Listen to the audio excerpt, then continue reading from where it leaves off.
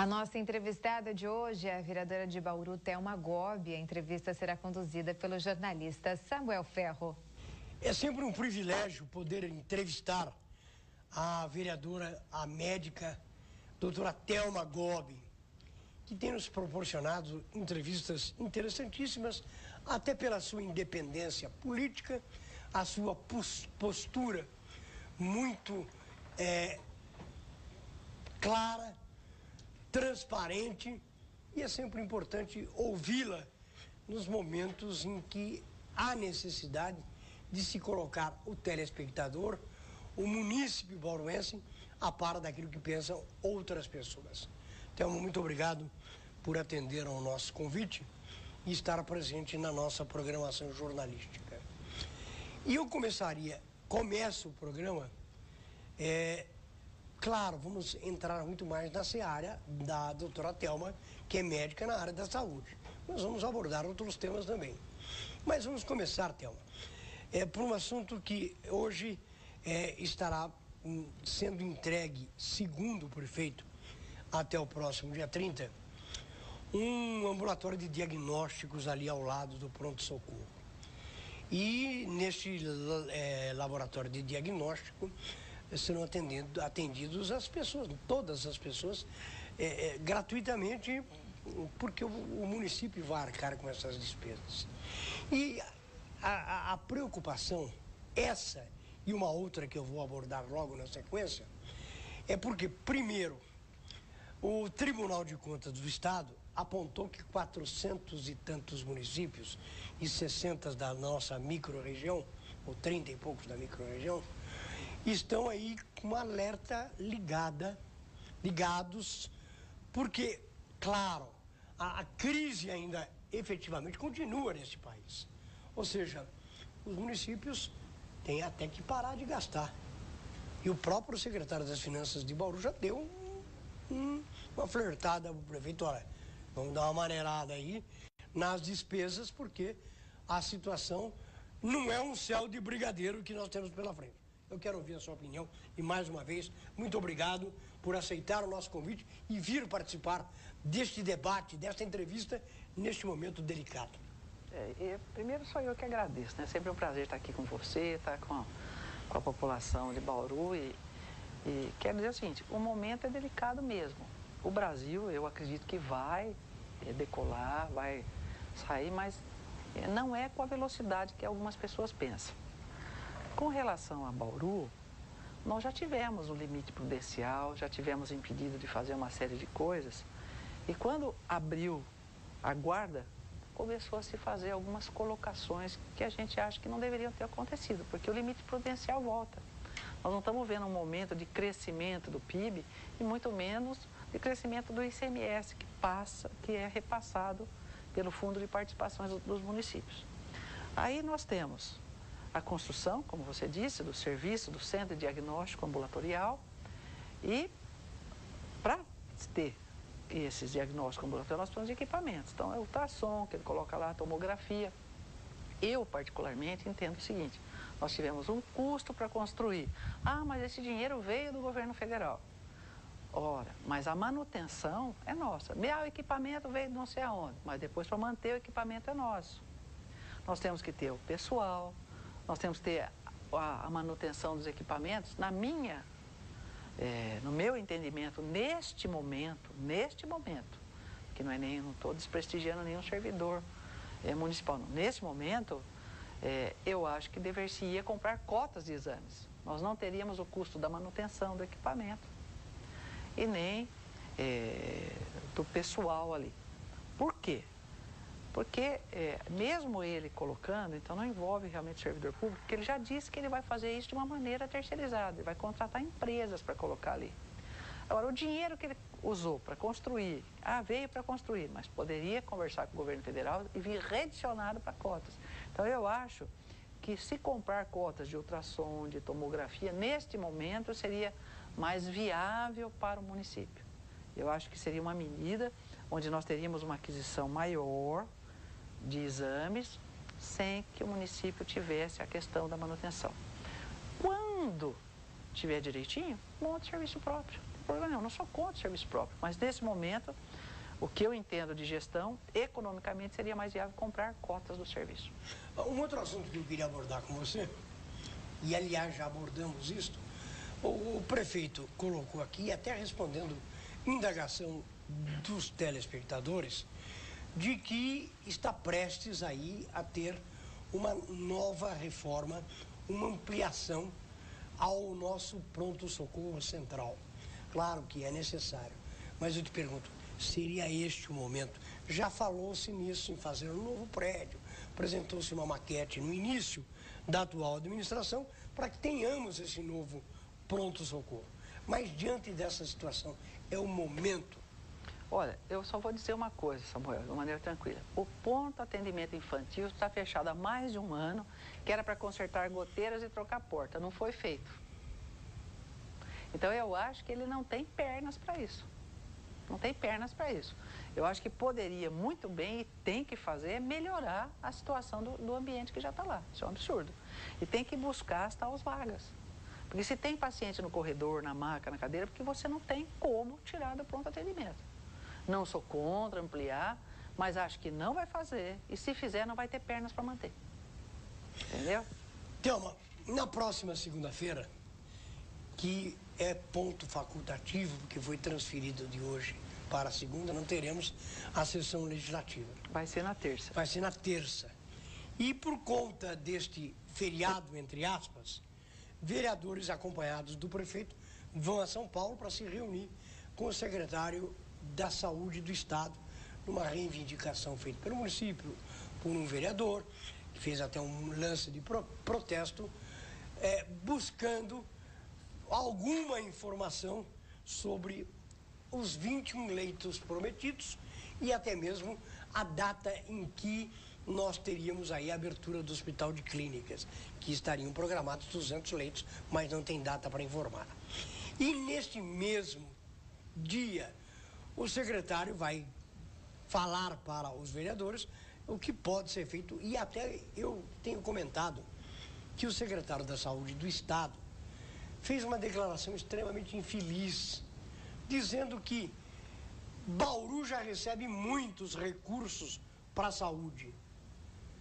Eu até entendo que recebe mesmo, mas houve uma opção do Estado em regionalizar, até por conta de estarmos sediando aí na região do DRS6, 39 municípios. E esta verba que vem para Bauru, que é destinada aos hospitais, principalmente, que atendem esta vasta região, é uma contemplação que o Estado se obriga em pagar, por exemplo, a manutenção através de uma entidade, de uma OS, que administra esses hospitais. Então, o Estado não é que está dando muito para Bauru, está fazendo aquilo que é o dever de casa. Secretário, a sua declaração, eu reitero, foi extremamente infeliz. Eu vou dizer uma coisa assim bem clara. Quer queiramos ou não, a Constituição deixa claro, a saúde é um direito do cidadão, um dever do Estado. Quer queiramos ou não, existe a Constituição do SUS, onde a gente tem atendimento terciário, secundário e primário. E o atendimento primário são as unidades básicas de saúde, é a atenção primária. O secundário e o terciário, que são exames complexos e hospitais, é função do Estado e da União.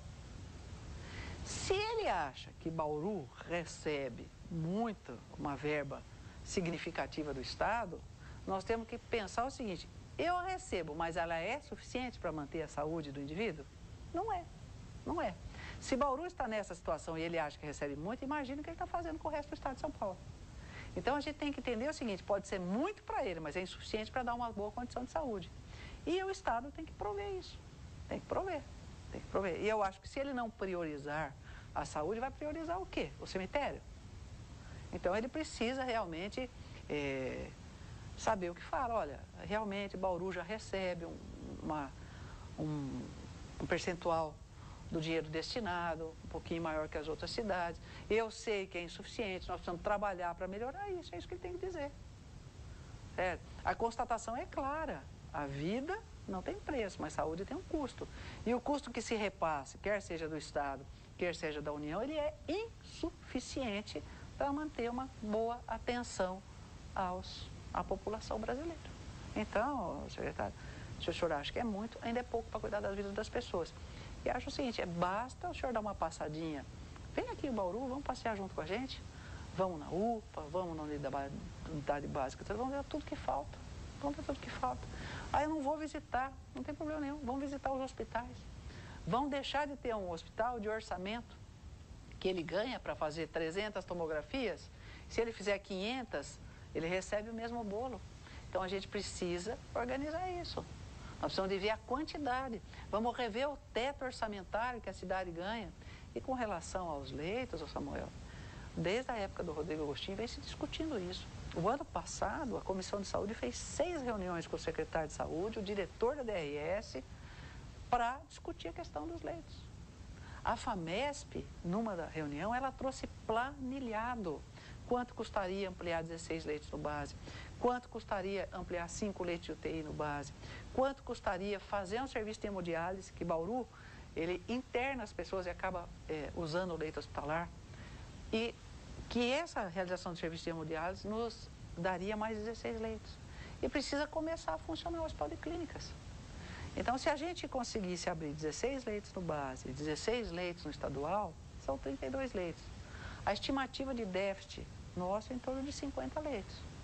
Se você abre 200 leitos, se você abre 50 leitos na USP, você desafoga toda essa situação. E o Manuel de Abreu, a senhora não quer que abra? Não, eu quero que abra. Mas se a gente for olhar do ponto de vista prático... Isso ninguém fala hoje. Essa situação, ela é mais rápida e economicamente mais viável do que pegar o Manuel de Abreu e levantá-lo agora. Ele tem que caminhar, nós temos que continuar lutando. Ele pode ser um hospital de retaguarda, onde ficam os doentes crônicos, tudo isso a gente pode colocar. E é importante que tenha. Mas do ponto de vista prático e econômico, essas 3 possibilidades, elas são mais ágeis e economicamente viáveis. Essa planilha, à época, eu entreguei para o secretário de Saúde numa reunião na Câmara, foi posta às mãos do Dr. Paulo Eduardo também lá, é uma planilha da FAMESP, que há muito tempo vem pleiteando isso, e estava lá.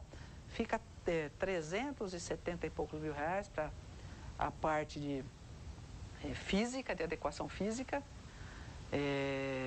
e de colocação de macas naquela ala, e depois em torno de 400 mil reais de custeio.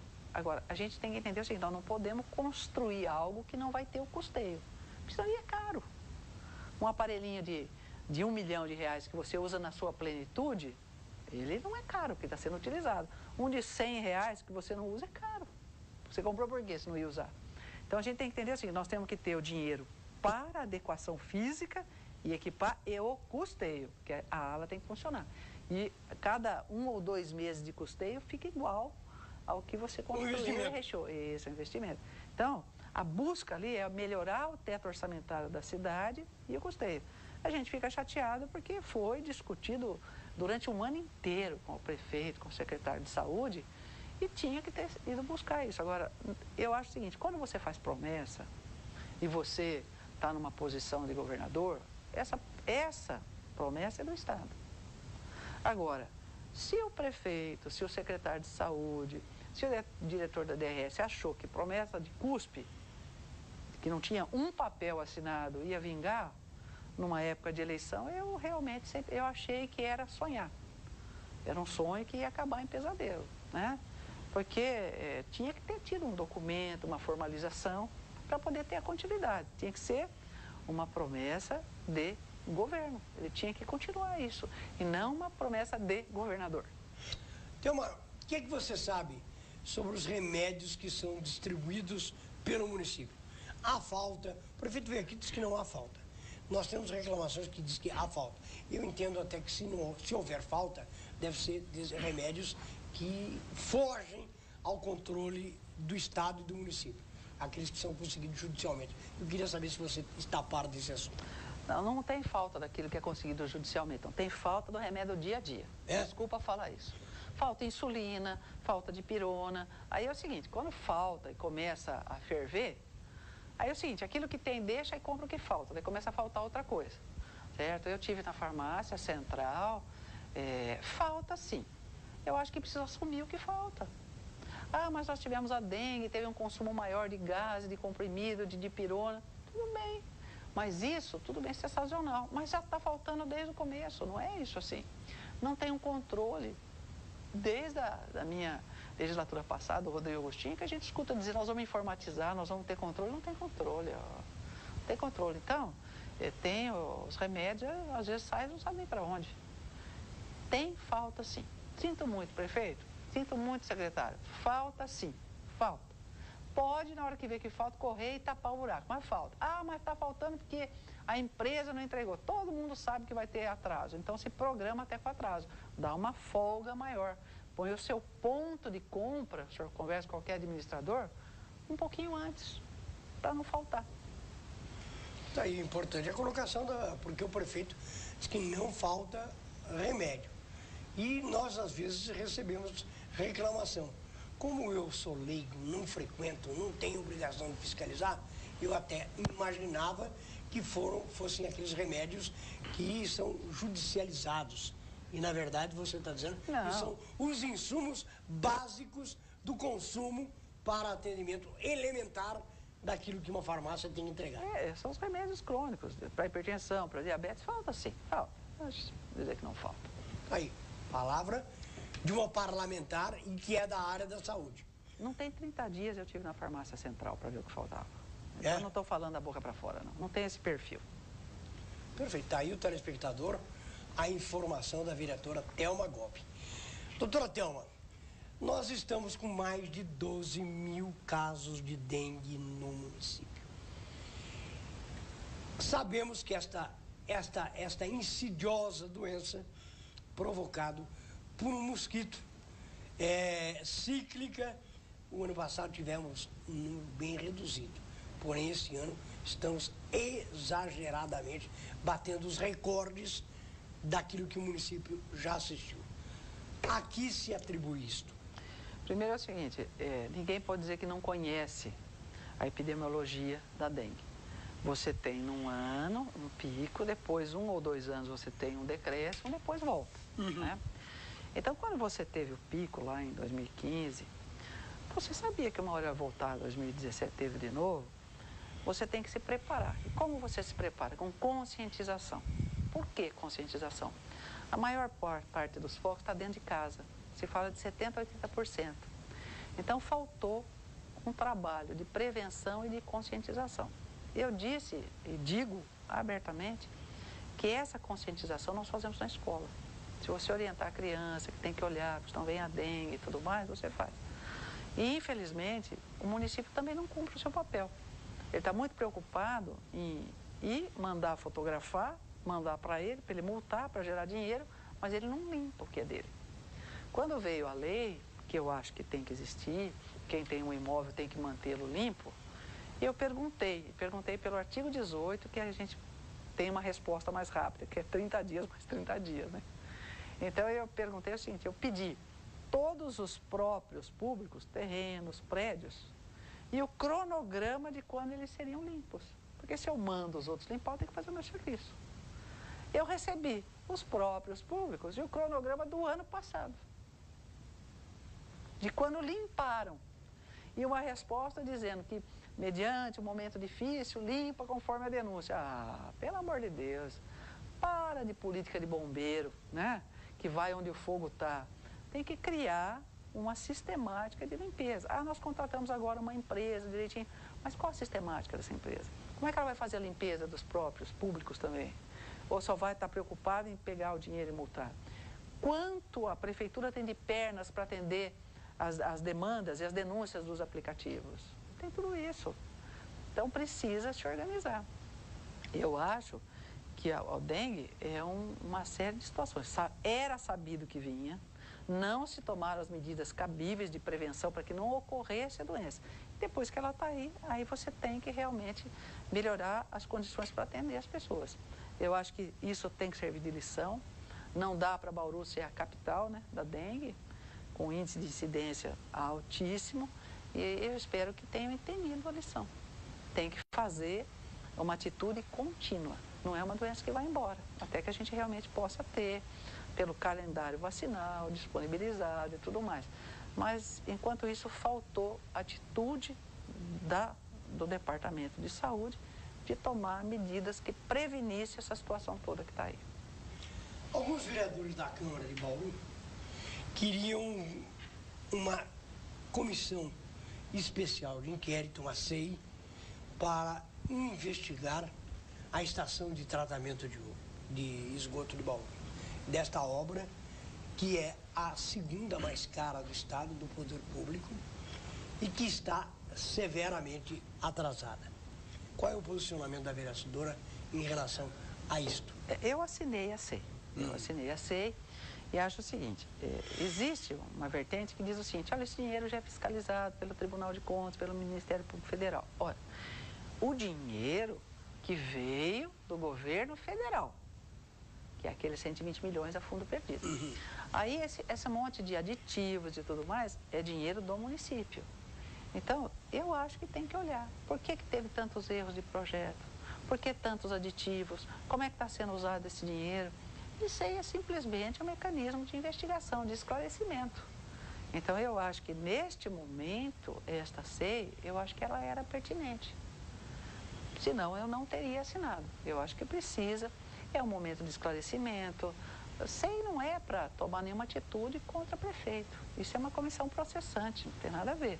SEI é um mecanismo que a gente tem para esclarecer uma situação que a gente julga que ainda não está totalmente aberta, né?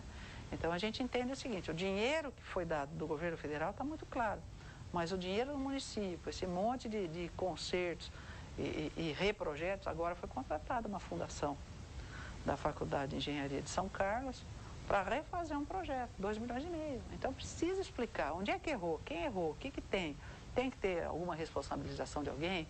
Se não tiver, Samuel, pelo menos que seja muito bem esclarecido para que se evite erros futuros.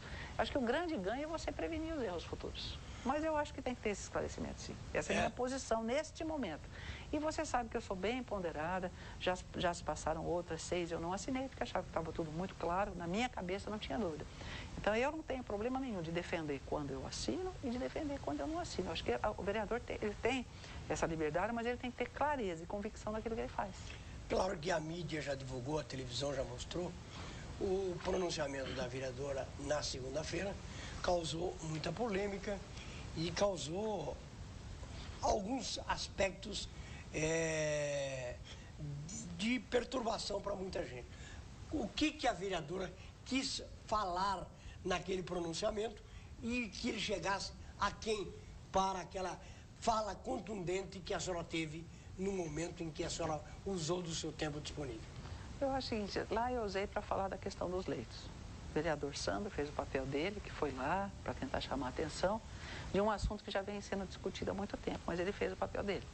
Mas para dizer que um prefeito e um secretário de saúde não conseguem marcar uma reunião na DRS local, onde agora está de volta a Doroti, que no dia seguinte eu passei a mão no telefone e conversei com ele. E que não consegue marcar uma reunião com o secretário de saúde do Estado ou com o governador, que precisa de que haja uma mobilização desse ponto, para mim é um desrespeito. É um desprestígio, não é desrespeito. Nós não podemos dizer que o nosso secretário de saúde está prestigiado, nem o nosso prefeito está prestigiado. O secretário de saúde era vice-presidente da Associação Paulista de Secretários de Saúde, hoje é presidente. Então, são coisas que poderiam atuar. Então, aí vem a minha crítica. O executivo precisa deixar de ser reativo, né? Ele reage às situações, ele precisa tomar as atitudes. A população está sofrendo, está em maca, está no corredor, não tem leito. Ele está vendo tudo isso. Vê tudo isso, há um tempo atrás, vê e diz que ainda vai tocar o hospital, vai assumir um hospital, não tem condições econômicas de fazer isso. Depois ainda vai no jornal, dá uma declaração que não vai assumir, mas o dinheiro está lá. Se o dinheiro está lá, usa. É um desprestígio do ponto de vista de não conseguir o agendamento ou discutir com as fontes adequadas e realmente é um desrespeito com a população, porque se ele tem os 2 milhões, ele tem que investir na saúde. Então, essa foi a forma que eu enxerguei. que eu enxerguei. E eu falo isso com muita tranquilidade, falo isso, porque eu acho que a gente tem que pontuar. É uma área que eu conheço, então não é possível. Se você tem 2 milhões, por que está essa barbaridade? Por que está faltando médico? Olha, na UPA do Ipiranga, ontem teve uma manifestação, porque existia uma promessa do secretário de saúde de ter pediatra lá. Até agora não tem. Agora abrem outras unidades de saúde, já está, os lugares já estão com uma equipe com um número insuficiente de profissionais. Eu quero que abra em todas as esquinas, que a população de Bauru não tenha que dar mais do que 10 passos para ser atendido de forma adequada. Mas tem pernas para isso? Se não tem, faça bem, corrija os defeitos daquilo que já está funcionando. Então é o que eu entendo e acho que faltou essa postura deles. Faltou e foi dito com todas as palavras que tem numa audiência gravada. Estava o secretário de saúde, o Paulo Eduardo, quando disse, nós discutimos assuntos com uma quarta-feira, de segunda-feira vai abrir os leitos.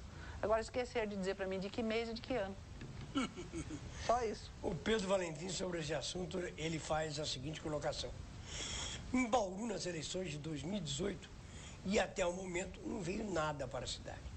Aproximam-se as eleições de 2020 e esperamos que esses leitos não estejam sendo usados novamente como cabo eleitoral de candidatos a prefeito ou a reeleição para vereador.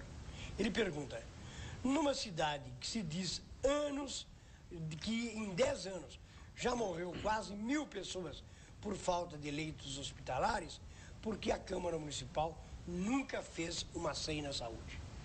Veja, na grande verdade, os leitos hospitalares, eles são, Pedro, de alçada do Estado. Nós não temos que investigar no município, nós só podemos pedir para o governo do Estado. Se tiver que ter uma SEI da saúde, é na Assembleia Legislativa, para ver o que está acontecendo com o dinheiro, os recursos do Estado para a saúde. Na questão da internação, nós não temos um hospital municipal para fazer uma SEI de leitos.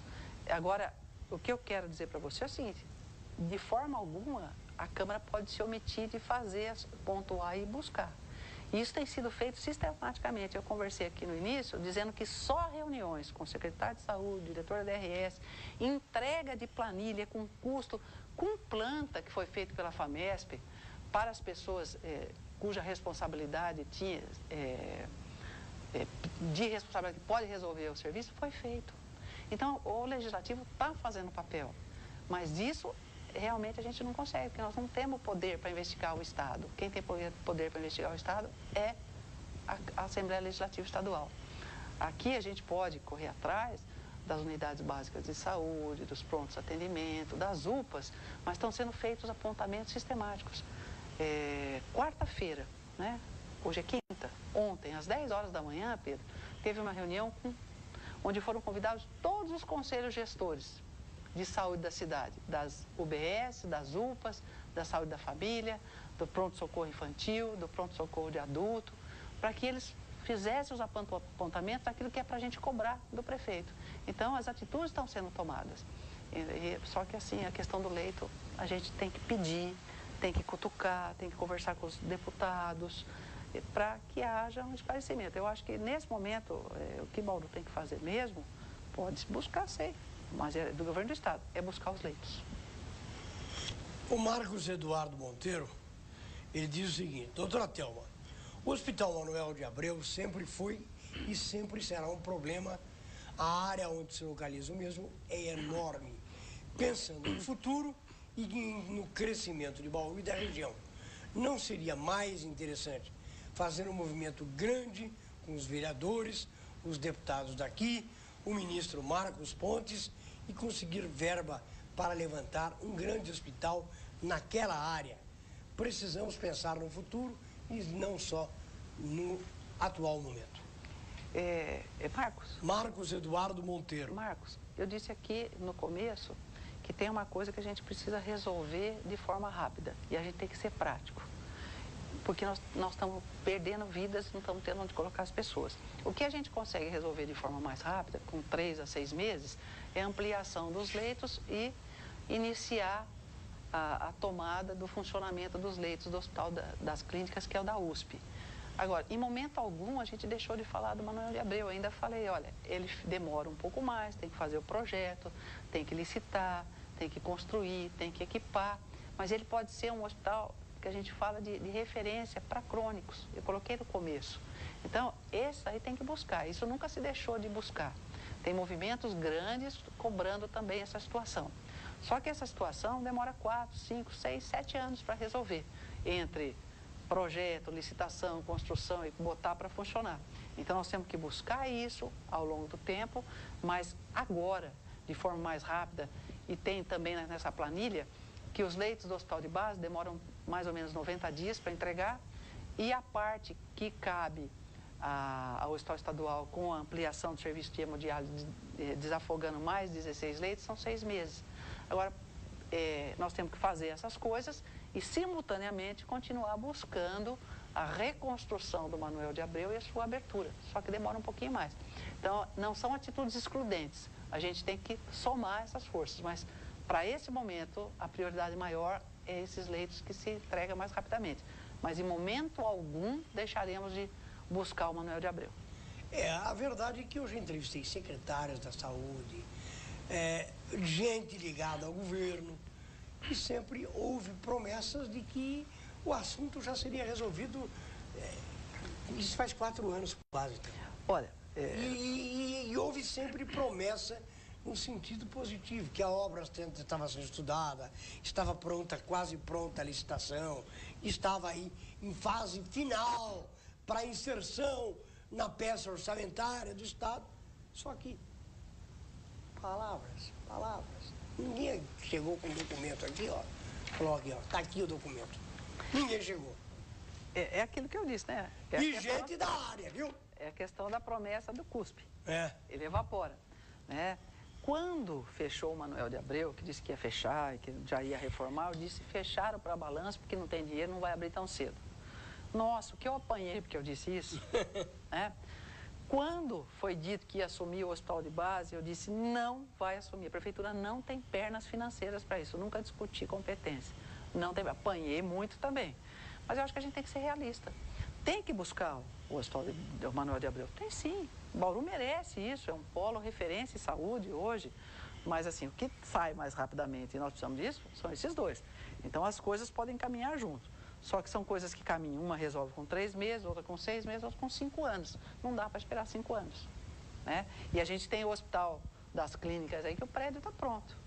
Já tem até uma parte do recheio, também dá. Então tem que trabalhar para que haja essas coisas mais imediatas. O de médio prazo, que é o hospital de clínicas, e o de longo prazo, que é o Manoel Abreu. As coisas não são excludentes, nós temos que somar toda essa situação, porque Bauru, como você mesmo disse, atende Bauru e região. O Ticão, faz tempo que você não aparecia por aqui. O Ticão é gente boa. Vereador, o prefeito prometeu reformar o Manoel de Abreu, está na Berlinda. E ia pôr nos postos de saúde, farmácia, etc. Você não está aguardando. Quando vai acontecer? Não é para Olha, Ticão, Mas não tem problema. Ticão, olha, você me conhece. Não vai ser tão cedo. Eu fico chateada de falar isso.